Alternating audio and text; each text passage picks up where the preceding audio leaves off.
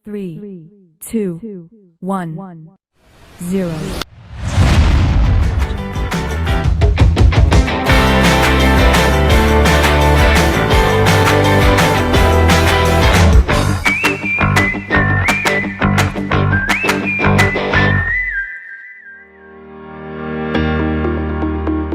Selamat siang. Ya, selamat siang Bapak Ibu, teman-teman, adik-adik apoteker atau asisten apoteker. Ini kita akan membahas mengenai Canesten Pro. Infeksi jamur kulit termasuk dalam 10 kondisi penyakit terbanyak yang ditemui di seluruh dunia. Infeksi jamur kulit sendiri terdiri atas infeksi jamur dermatofit dan non-dermatofit. Oke, rekan-rekan farmasi semua, pada kesempatan siang hari ini bersama dengan saya Lina, brand promotor PT Bayer Indonesia dari divisi Consumer Health. Selamat siang teman-teman, selamat siang Bu Dewi dan teman-teman. Saya akan memaparkan tentang manajemen terapi untuk infeksi jamur. Dari Mbak Maria bertanya nih, Canesten apakah bisa buat anak? Saya coba untuk jawab ya. Kalau Canesten itu sendiri boleh digunakan pada anak usia di atas 12 tahun. Selamat berjumpa kembali bersama PT Bayer Indonesia yang tentunya sudah melekat di hati kita ya. Kita pahami semuanya tentunya. Nah, ini adalah saya mengulang saja materi yang mungkin sudah kita pelajari ketika nanti kemarin di bangku kuliah dan sebagainya ya.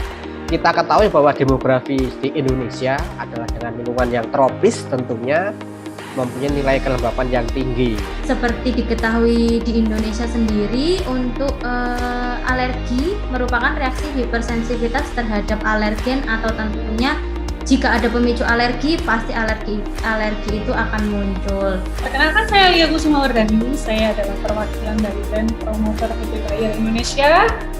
Kali ini untuk acara RCD hari ini kita akan dibantu oleh speaker kita dari Apotek Tiara 2, yaitu Apoteker Rani, nanti dengan topik manajemen terapi untuk infeksi jamur. Kita akan sharing mengenai manajemen terapi untuk infeksi jamur.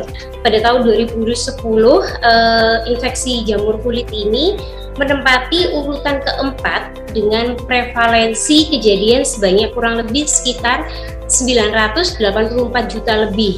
Apalagi seperti di Indonesia ini ya, ini yang sering membuat jamur itu lebih gampang berkembang biak karena kondisi cuaca atau iklim yang sangat tropis dan hangat. Kalau untuk Canesten Pro ini boleh dipakai ke kucing mungkin atau hewan yang lain?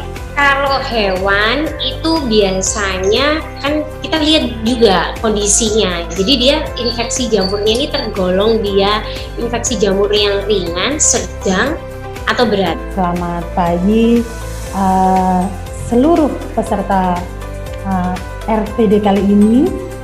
Jadi infeksi jamur itu adalah termasuk salah 10 kondisi penyakit yang terbanyak yang ditemui di dunia. Kalau udah infeksinya banyak si jamur ini, kemudian infeksinya sering menginfeksi kulit-kulit di Indonesia, terus apa peran kita sebagai farmasis? Nah, ini teman-teman, kita tentunya adalah orang yang, kalau dokter ini ahli di bagian diagnosis, betul ya. Mereka tahu bagaimana ini mendiagnosis, kemudian bagaimana perkembangan penyakitnya. Tetapi kita sebagai farmasis itu juga mempunyai keahlian di bidang obat. Nah, sekarang kita akan mengenali dulu ya infeksi jamur kulit dan kelamin itu seperti apa sih? Nah, terutama ya ini pada bagian tubuh ada penyebaran lesi ya di bagian-bagian tubuh tertentu, yaitu seperti pada kurap, jamur kuku, panu, dan infeksi jamur pada ruang popok, di mana manifestasi ini sangat mudah menular di kulit. Dan bagaimana kalau pasien itu dalam keadaan berat? Nah, kadang-kadang pasien sering datang kalau sudah merasa berat. Karena apa? Sebelumnya dia memilih obat sendiri, malah kadang itu nggak diobatin, dianggapnya enteng gitu. Ya. Untuk awal pendahuluan dulu, jamur atau infeksi jamur. Infeksi jamur adalah infeksi yang paling sering kita dapatkan di mana-mana, terutama di Indonesia sebagai negara tropis, di mana jamur itu cenderungnya tumbuh subur pada kondisi lembab dan panas. Di dunia, dia termasuk 10 besarnya. Urutan keempat dalam 10 besar penyakit terbanyak di dunia, dia masuk urutan keempat dengan prevalensinya lebih dari hampir 1 miliar ya, dilihat pada tahun 2010. Nah, faktor-faktornya risiko, siapa sih pasien yang berisiko terjadi infeksi jamur? Apakah semua orang bisa berisiko ataukah ada beberapa orang khusus?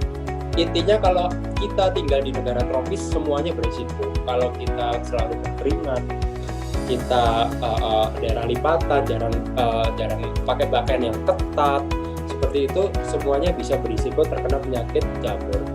Biasanya itu adanya pelepasan keratinase ya, dengan senyawa patogen lainnya yang memang dihasilkan oleh jamur.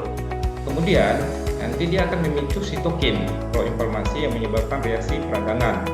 Nah, setelah itu timbullah gejala seperti pruritus, kemerahan, bengkak, dan rasa terbakar pada bagian yang memang terinfeksi. Nah, untuk pengobatan yang tepat dari kondisi-kondisi infeksi tersebut dapat kita sesuaikan dengan derajat keparahannya. Apabila dia masih dalam kondisi ringan, itu dapat kita atasi dengan sediaan topikal yang bekerja secara lokal. Contohnya itu golongan azol, salah satunya ada clotrimazole. Yang kedua, apabila kondisinya sudah masuk dalam tahap sedang, itu tidak hanya dengan sediaan anti jamur. Umumnya kita harus kombinasikan dengan anti jamur dan juga anti inflamasi, atau dapat kita kombinasi dengan sediaan steroid. Contohnya kalau untuk sediaan contohnya untuk obat yang mengandung efek sebagai anti jamur dan juga anti inflamasi adalah clotrimazole. Namun pada kondisi berat itu tidak hanya sediaan topikal saja, umumnya sudah dikombinasikan dengan sediaan oral yang bekerja secara sistemik. Gambar-gambar ini kita bisa lihat adalah faktor resiko terjadinya infeksi jamur pada kulit. Yang pertama, pasien dengan komorbid seperti diabetes mellitus. Yang kedua, ini pasien dengan sindrom Makasing. Karena pada sindrom Makasing ini hormon kortisolnya meningkat, itu akan menyebabkan daya tahan tubuh juga berkurang. Kemudian lingkungan yang panas dan lembab, pasien dengan limfoma, keringat berlebih, penggunaan sepatu yang durasinya lama, status imun tubuh yang buruk, lansia atau pasien geriatri, paparan air dalam durasi yang lama, higienitas yang buruk, dan pakaian ketat. Ini adalah faktor-faktor resiko terjadinya infeksi jamur. Nah, dari literatur yang mengatakan terapi farmakologi untuk berbagai jenis jamur biasanya berupa non farmakologi dan juga berupa farmakologi. Kalau non farmakologi itu menjaga sanitasi, dari pakaian ketat dan sebagainya, gitu. Nah, untuk terapi farmakologi salah satunya adalah terapi menggunakan golongan azol. Memberikan pelayanan ke masyarakat, tentunya kita harus bisa memberikan pelayanan informasi obat yang baik.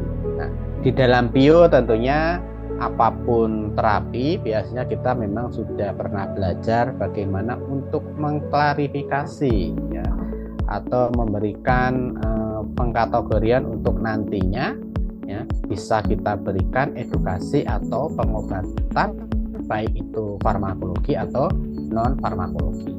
Berikut ini adalah golongan azol. Jadi golongan azol yang kita bahas di sini adalah clotrimazole dan bivonazole.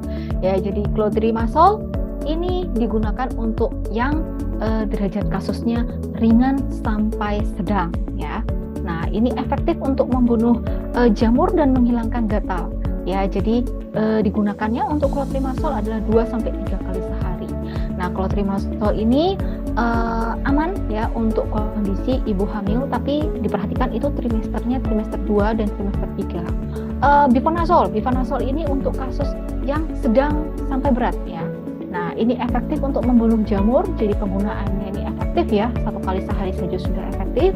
Ya, kemudian dia punya kekhususan bahwa dia punya efek antiinflamasi, jadi tanpa perlu steroid, cukup dengan bivonazole saja sudah memunculkan efek antiinflamasi atau anti radang.